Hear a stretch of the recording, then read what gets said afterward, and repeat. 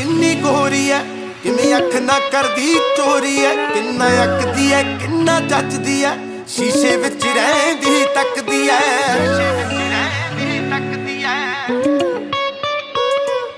चल वर्गी ओ रातां कालियां शीशे कोलों नजरां, शीशे कोलों नजरां लवा लियां ओ कमली ने, शीशे कोलों नजरां लवा लियां, कन्नां दियां देखी जावे बालियां ओ कमली ने, शीशे कोलों नजरां लवा लियां।